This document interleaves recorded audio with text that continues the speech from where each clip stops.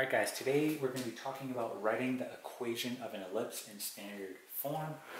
Okay, so recall back to previous videos, you can write the equation of a circle in standard form. Okay, well just like that, with ellipses, you can also write the equation, okay, in standard form.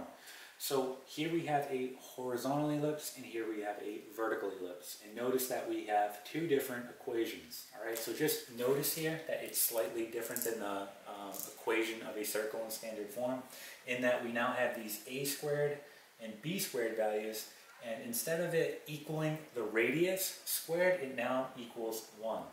Okay? And let's just talk about something before we get too deep into this video. You can also see this in a different format. Okay, right now with this equation, okay, this is telling me that I have a center of 0, 0. Same thing here, this is telling me that I have a center of 0, 0. You can also see it in this format. So you might have x minus h squared all over a squared plus you have y minus k squared all over b squared equal to 1. And over here you have the same thing. X minus h squared all over b squared plus y minus k squared all over a squared equal to 1. Okay? And if you were to see it in this format, just know, okay, nothing is changing except the center, and that h and k is representing your center. Okay? So just keep that in mind. Here we know that our center is 0, 0, because think about it, if you plug a 0 in for h and k, it just turns out to x squared and y squared, right? So just know that h and k is your center, just like when you were dealing with circles. So when you pull this out, this h and k value, that is going to be your center. Alright, so just keep that in mind. So we'll go ahead and erase this, and let's talk about this. So we know that a horizontal ellipse is going to look like this, right? This would be considered a horizontal ellipse, where we have a horizontal major axis, right? Something like that, and a vertical minor axis, right? And it's just the opposite with the vertical. So with a vertical, we have something like this, right? And we have a vertical major axis, right? And a horizontal minor axis, all right? Okay, let's talk about these values now. So this a squared value, what is that? And this b squared value, what is that? So this is talking about your vertices occurring on both your major and minor axis. So your a value here is talking about the vertices occurring on the major axis, in this case the horizontal. Okay? Your b is talking about the vertices occurring on the minor axis, in this case, right, the vertical. So for example, you could label this the following. All right? This is going to be a comma 0, and this is going to be negative a comma 0, right? This up here and this down here, right, will be 0 b, and this will be 0 negative b, okay?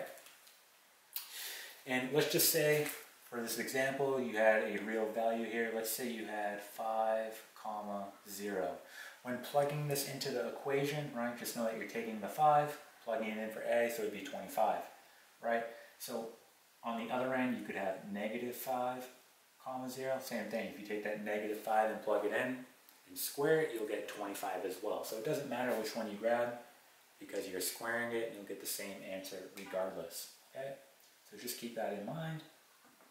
All right, and there's one more thing we have to add onto our ellipse here, and that's going to be the foci. And remember, the foci, that's going to be 2 fixed points on the major axis, and that will occur either around here and here.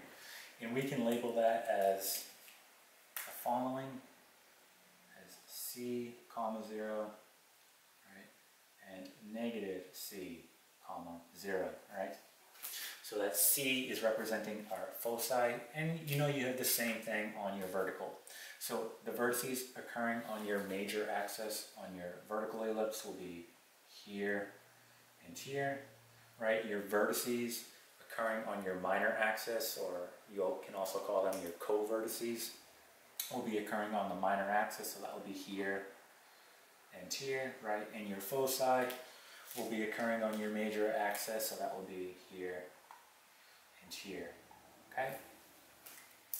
Alright, we need to talk about a relationship that all ellipses have between their vertices, their co-vertices, and their foci, and that's going to be the following. So we can have c squared equal to a squared minus b squared, where c is talking about your foci, right? A is talking about your vertices on your major axis, and B is talking about your vertices on your minor axis. And this is useful because it can help us find, all right, certain parts of the ellipse that may not be given. So for example, if you're given the foci and you're given the co-vertices, right, well, from that information, you would be able to find, right, the vertices occurring on the major axis, right, and vice versa. If you were given the vertices on the major axis, your co-vertices, well, you'd be able to find the foci, right? So this is very useful when dealing with ellipses, and we'll use this often, all right? So keep that in the back of your head. And there's just one more thing we need to talk about here, and that is how we can identify what type of ellipse we're dealing with when given an equation. And notice here with horizontal, notice where your a squared value is occurring underneath. It's occurring underneath the x, right? With vertical, notice where your a squared value is occurring. It's occurring underneath the y, right? So just know this, that your a squared value will always be bigger than your b squared value, okay? So again, your a squared value will always be bigger than your b squared value, right? So wherever that a squared value is underneath, that tells you what you're dealing with. So again, look, a squared is underneath my x, I know it's going to be horizontal, all right? A squared is underneath my y, I know it's going to be vertical.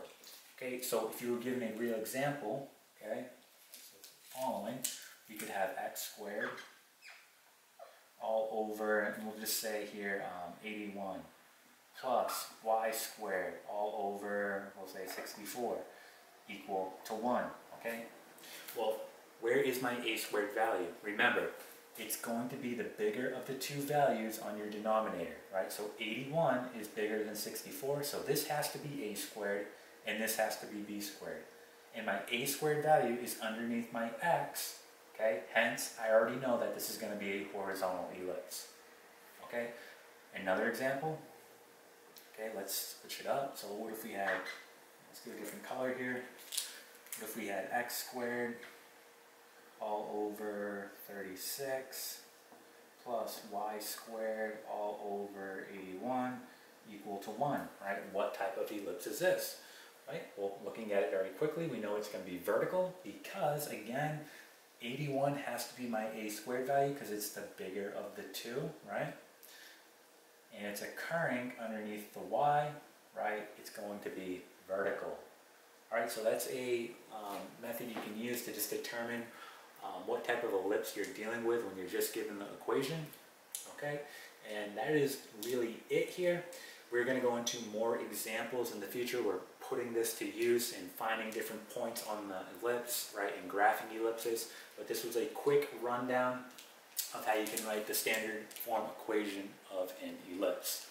Okay, and that is it.